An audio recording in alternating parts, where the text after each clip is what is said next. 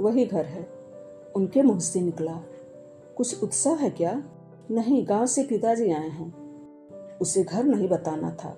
पहले उतर जाते तो अच्छा था, तमाशा हो जाएगा। उन्हें झेप लग रही थी। हाथी से उतरते भी नहीं बनेगा। उतरते उतरते गिर पड़े तो। हाथी ठीक पिता के चारपाई के पास खड़ा हुआ। पिता ने तब भी नहीं पहचाना था। पिता चारपाई से उठकर हाथी से कुछ दूर जाकर खड़े हो गए। चारपाई को भी उन्होंने हटा लिया था। तभी उन्होंने पहचाना कि हाथी पर उनका बेटा है। पड़ोस की औरतों और बच्चों ने भी पहचान लिया। एक औरत ने चिल्लाकर कहा, अरे रघुवर प्रसाद हाथी से आया है। बच्चे हो चिल्लाने लगे। अंदर पत्नी होगी तो उसने भी सुना होगा। शायद उस औरत ने पत्नी को सुनाने के लिए ही चिल्लाया हो।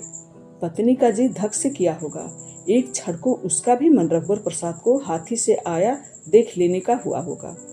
हाथी पर बैठकर आना खुशी की बात तो होती होगी, थोड़ी बहुत शान भी होती हो। साधु ने रघुवर प्रसाद के उतरने के लिए हाथी को नीचे बैठाया। रघुवर प्रसाद हाथी से संभल कर उतरी। उन्होंने 1 रुपये का सिक्का निकाला। तब तक हाथी खड़ा हो गया था। सिक्का देखकर साधु ने मुस्कुराकर कहा, हाथी को दे दीजिए। हाथी को कैसे सिक्के दे? यह वे हथेली फैलाए ठीक से सोच भी नहीं पाए थे कि हाथी ने हथेली पर से सिक्के को सूर से उठाकर साधु को दे दिया। अच्छा, कल मिलेंगे, मित्रत हाथी सवार ने कहा। अच्छा, धीरे से रघुवर प्रसाद ने कहा। हाथी के जाने से एक बड़ी सी जगह निकल आई थी। यह तो था कि हाथी आगे आगे निकलता जाता था और पीछे हाथी की खाली जगह छूटती जाती थी।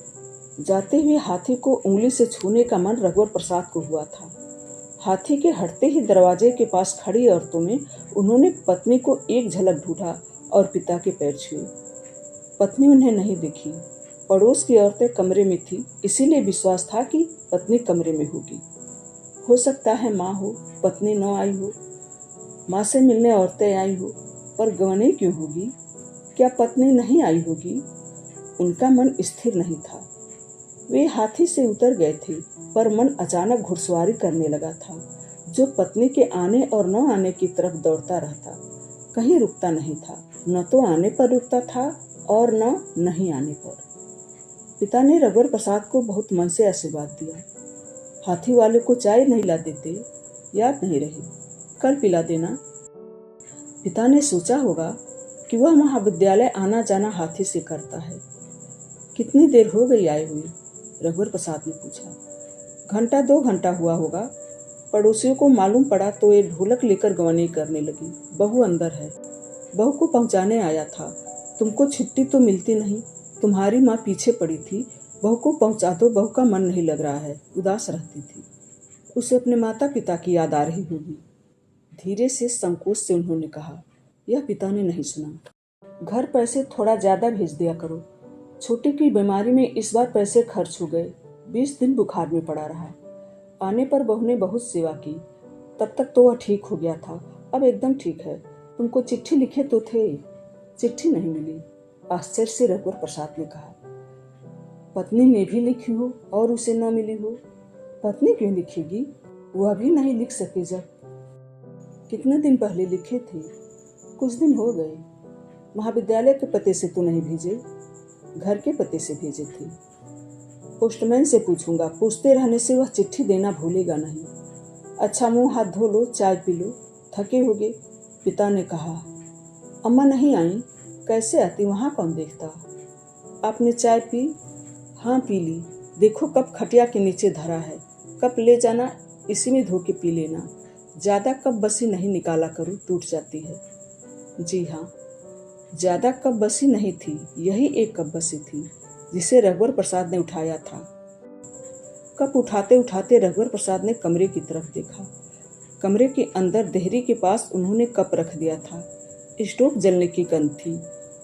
उनके कप रखते ही एक लड़की ने कप उठाया और उसे धोने गुंडी की तरफ कोने में चली गई।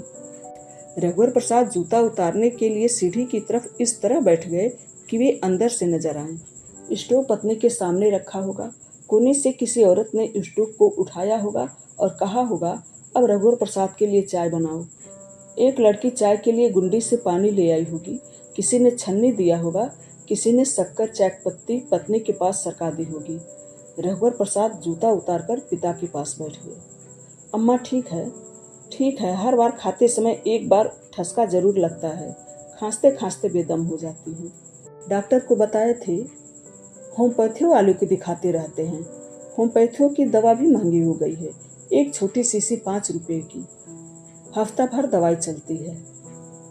एक छोटी लड़की बहुत धीरे धीरे कदम रखते हुए कि चाय न छलके, जैसे रस्सी पर चल रही हो, रघुवर प्रसाद को आती दिखी। उसी के लिए चाय होगी। वे आगे बढ़े और लड़की के हाथ से कप ले लिया। जिसके लिए चाय ले जा रही हो, देने के पहले वही छीन कर ले गए। इस तरह लड़की ने रघुवर प्रसाद को देखा और दुखी होकर लौट गई। चाय और पियेंगे? नहीं, जब आए होंगे तो कमरे में ताला बंद होगा। रघुवर प्रसाद को चाय पीते पीते याद आया कि ताला बंद था, ताला कैसे खुला होगा। तुम एक चाबी देकर गए थे ना? अच्छा हुआ वही ताला लगाया था, दूसरा ताला लगाता तो परेशानी होती। क्या परेशानी होती? पड़ोसी अच्छे हैं, तुम्हारे आने तक वही रहते। तुम्हारे पास तो एक ही ताला था। एक नया ताला और लिया था। काहे के लिए? टट्टी के लिए। टट्टी के लिए क्यों? वहाँ चोरी होने का कौन सा डर था? चोरी नहीं, टट्टी में भीड़ रहती है, समय पर खाली नहीं मिलती। अरे इतना बड़ा मैदान तो है, खेत है। जी। टट्टी का ताला तुम निकाल कर रख लेना, एक ताला मैं ले जाऊंगा, पैरा कोठा में लगाऊंगा। पैरा चोरी चला जाता है, बड़ी मुश्किल से एक गाय का चारा जुट पाता है। टट्टी किराए से ली है। टट्टी किराए से? टट्टी तो थी, कोई मनाही थोड़ी ही थी। कल एक नहाने घर किराए से ले लेना, एक चौका किराए से ले लेना, सब गुजारा करना पड़ता है। तुम्हारी तनख्वाह तो किराए में ही चली जाती है, घर क्या भेजोगे?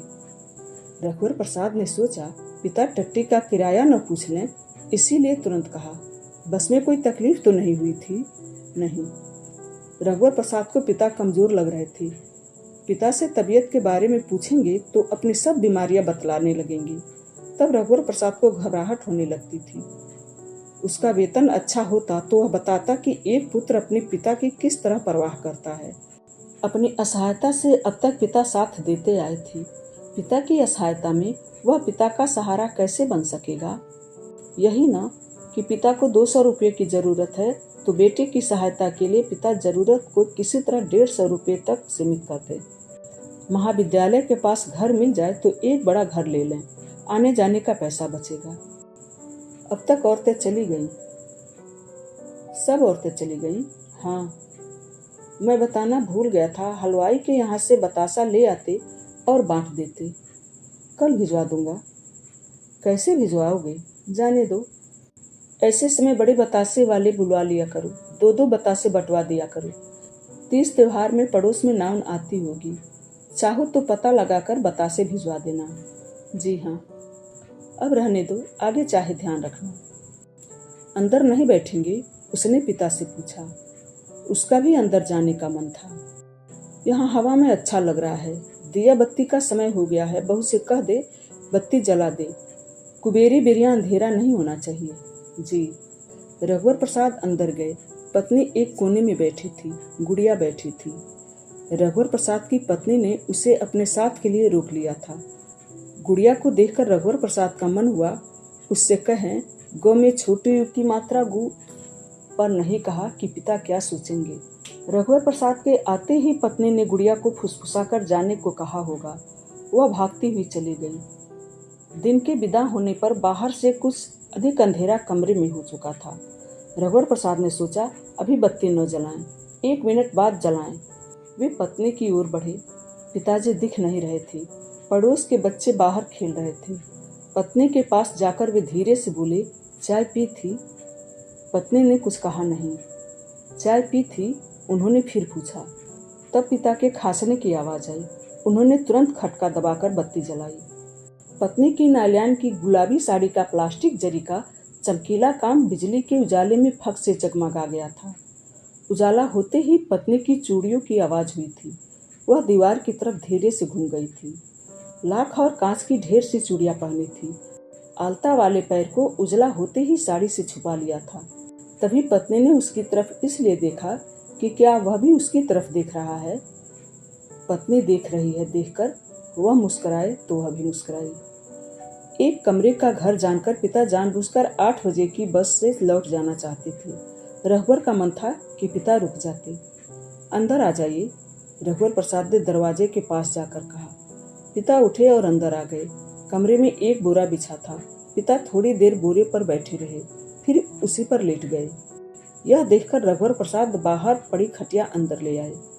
खटिया पर लेट जाते। नहीं, ऐसे ही अच्छा लग रहा है। पिता को थका जानकर उसने कहा, आज रात रुक जाते, कल चले जाना।